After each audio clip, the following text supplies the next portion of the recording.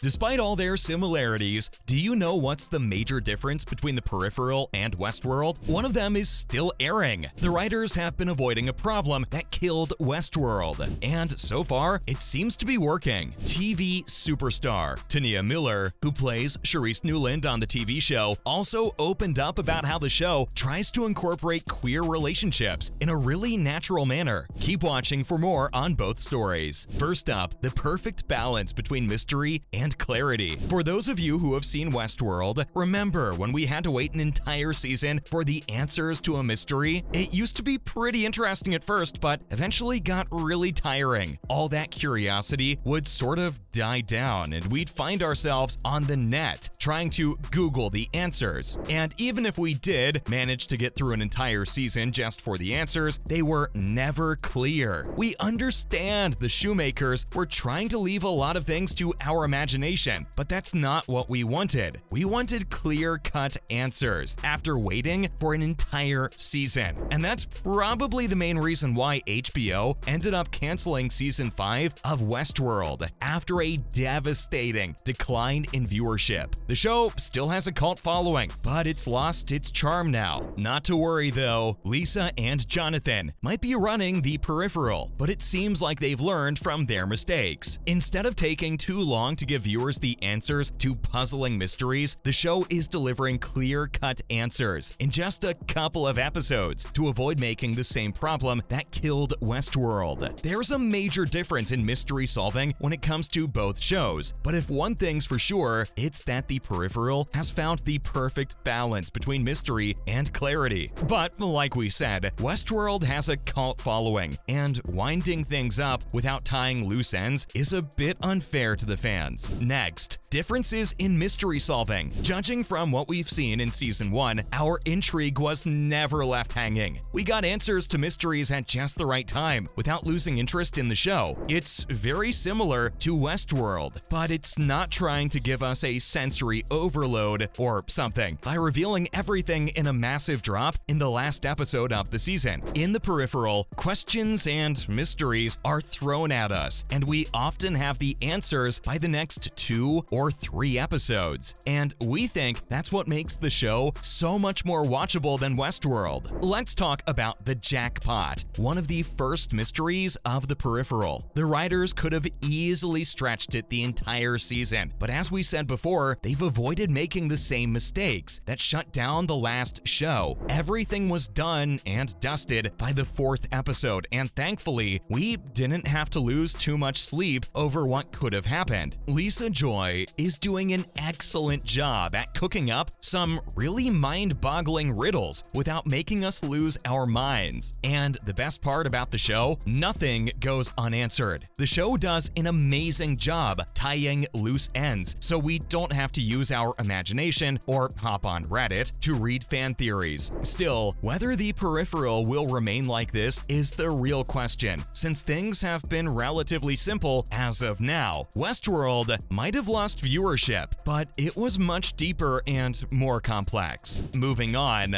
far more forgiving. Let's build on what we just said. Westworld had a lot going on. Every character had a different perspective, and we didn't just have to keep track of all that, we also tried to connect the dots ourselves. It was pretty clear everything had a secret purpose, but did you guys notice how even the secret purpose started to have a secret purpose as we moved into the later seasons? Or look at it this way, it's like each villain had a different purpose, and each character had a different objective. And while the show did eventually connect all the dots, the fashion it all happened in was just very confusing and almost a bit boring at some points. Don't get us wrong though, we loved the show, but it wasn't as forgiving as the Peripheral. We don't know how to put this, but let's just say it's much easier on the head. We can finally be viewers for once instead of having to do all the imagining. And we know what you're thinking right now. What's the point of watching something like Westworld and the Peripheral if you don't want to use your head? Well, sometimes it's nice if a show is forgiving and doesn't take forever to give answers or connect the dots. Also, that's probably the biggest reason why fans are hooked on the Peripheral. Despite some major Westworld vibes, we don't have to sit down with a notebook and take notes or entertain weird fan theories, no matter how interesting they might be. Following up, let's not make it a big deal. We'll tell you what the stunning Tania said in a bit, but first, let's talk about what Lisa had to say about the show's queer representation. The Peripheral does what a lot of movies and shows have failed to do. It doesn't make queer representation a big deal. It is what it is. It's a part of the show in a very natural and organic manner. I don't think we mention explicitly or anything like that in the Peripheral. It's not being mentioned on the screen either, and that's probably what makes it look so natural in the show. And in case you're having some trouble understanding what we mean here, think of any movie or TV show with queer representation. Have you noticed how that's pretty much either the highlight or drawback of that character? Not in the Peripheral though. It's the future, and everybody is doing their own thing without it being a big part of the show. Honestly speaking, we think this is the way to go when it comes to queer representation in movies or TV shows. Everyone could actually learn a thing or two from the way the Peripheral has done it. And the best part of it all is while everyone is doing their own thing, they're doing it unapologetically. Even Alexandra Billings, as Inspector Ainsley Lobier, has put on a brilliant performance by playing such a strong on-screen character. Billings is the second transgender woman to have played a trans character on screen, and we're not gonna lie, her role in the Peripheral could not be any better. Up next, true representation. Tania Miller also touched up on the show's LGBTQ+ representation and thought it was being done in a really beautiful way. I think the show does that beautifully. She actually called it a true representation. Miller agreed with everything Lisa had to say about the show's queer representation and also touched upon how her character is literally a black woman running the world in 2100. We have a black woman running things in the year 2100. It's not a question. It's not a big hoo-ha. It just is. It's really refreshing, and what's amazing about it is that nothing feels forced. Everyone seems perfect on screen, and it's like they were born to play these characters. And while Tania was saying all that, Lisa couldn't help herself and jumped in, calling her character really inspiring. Well, she's got a point. It's a treat watching her play this strong,